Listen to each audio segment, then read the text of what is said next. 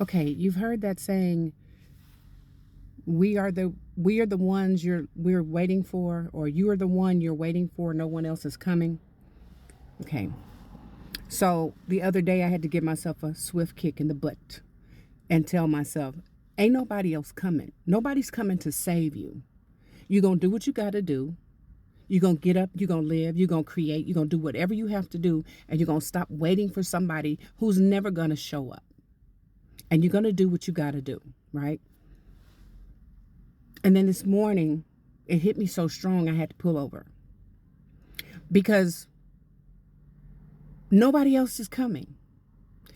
I have spent so many years being hurt and feeling abandoned and feeling sorry for myself and just all the negative things because I didn't have a group around me or even one or two people that I could pull on at any time to give me that warm and fuzzy feeling.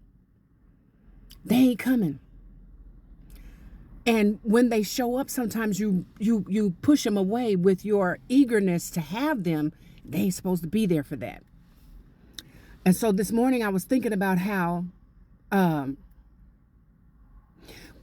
living through years and years of anxiety, there was always some part of me inside that was fighting to get out. Even sitting in church and hearing things in church, I haven't turned against God. I'm just not as pro-church as I used to be because I want more God than I had church. Whole nother subject. But I was thinking about all the years that inside anxiety was my normal, but it was normal to me, but there was still a small part of me that was fighting to get out. And I immediately thought about the butterfly, the caterpillar. You know, you've heard that when the caterpillar is in that chrysalis is a form of protection. The caterpillar creates it around itself. And then that chrysalis is a form of protection. And then as that caterpillar begins to turn into a butterfly, you see the struggle. You see the struggle, the wings. He's developing his wings and his colors and all the beauty and the strength to fly and to flutter and to make us be in awe of how pretty it is and all of that stuff. But when we see it at the point of struggling, where it seems like the wing trying to come through, if you go in right now and say, oh, let me help it, it's trying to get out and it can't, you'll kill it. It needs the struggle. It needs to struggle alone. It needs to struggle no matter how long that struggle takes. Because with every press to get out of that chrysalis, it's building the strength it needs to survive on its own. And if you touch it because you feel sorry for the struggle that you see it having, you will kill it. And then I remember somebody was saying something about like, in order for the caterpillar to become fully a butterfly, it has to digest itself, right? So I like to take what I've heard and then see if I can confirm it before I come public with it. And so I just got part of the answer. I may not remember all of it clearly, but I think I got the gist of it. It does not fully digest itself, because if it did, it would like be gone, right? Okay. So, I looked it up to see, does it really fully digest itself? It digests itself, but not fully, not completely. It does it does liquefy, and the part of it that liquefies that the butterfly needs in order to come forth, it feeds on that. So it will digest that. It will eat that. But then there are other things in that liquid or that are in that formed chrysalis that coming butterfly will need in order to be the butterfly. So it does not fully digest itself, because if it did, it would like eat itself and then nothing would happen after. It would just be like ate itself completely and it's gone. No butterfly would ever come, right? But the butterfly that's being formed will feed on that liquid, and it will take from the inside of that chrysalis and that liquid that's formed, it will take what it needs and feed on that to become the butterfly that you eventually see. And the beautiful thing about that is The caterpillar, everything that the forming butterfly can take from that liquid, that solution that's created, it was already in the caterpillar, booty butt. It was already in. It didn't see. It doesn't need any outside help. Nobody brings to the chrysalis and puts into the chrysalis anything that the butterfly is going to need to fully form itself, to fully develop. Everything that the butterfly is going to need to fully come forth is already inside the caterpillar. And then when the caterpillar begins to liquefy and create that which the butterfly is going to feed on,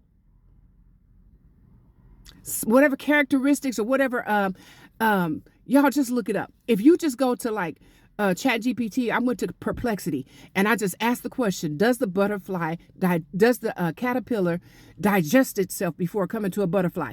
And you'll be able to read clearly what I'm trying to say. Everything that the butterfly needs is in the dying caterpillar.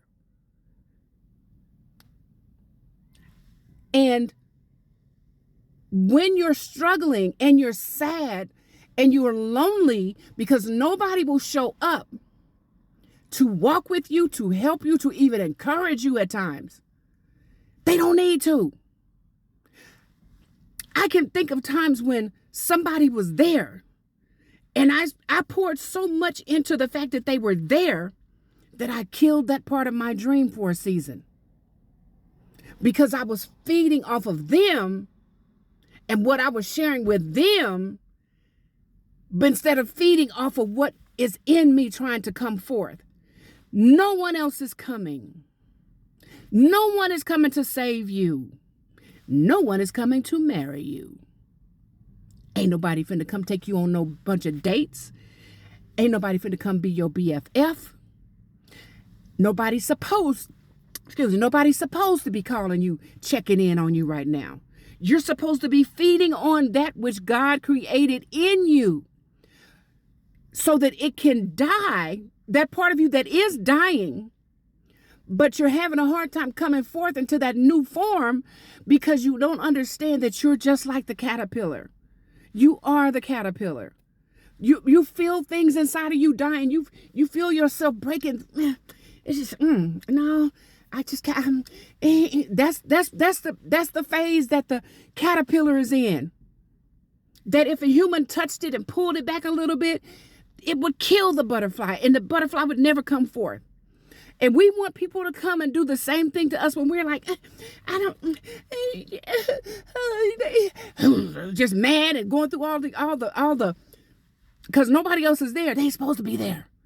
They would kill you. Not because they're haters. Not because they hate you. Not because they're jealous of you. Because they don't want to see you struggle and they want to help you. They would kill you. And that's what you need to understand. Because some of us have been for decades. Embrace not your isolation, because this is not a punishment. Embrace your solitude. Embrace your chrysalis. And allow the person that you are becoming to feed off of the part of you that's dying. And use it as fuel and use it as food to grow into that beautiful thing that flutters, and just a little bit of a flutter from the butterfly. Those little bitty flutters they continue to affect the atmosphere across oceans. You are the one you've been looking for. No one else is coming. You are supposed to be feeding off of what is dying inside of you. Because that's what's going to create who you know you're supposed to be, who you know you are. Because that's who's in there doing this. Embrace your solitude. It's a blessing. And that's why ain't nobody coming. Because they ain't supposed to come. Because you are already everything you need. God didn't create you incomplete. Even the part of you that dies is food for who you are.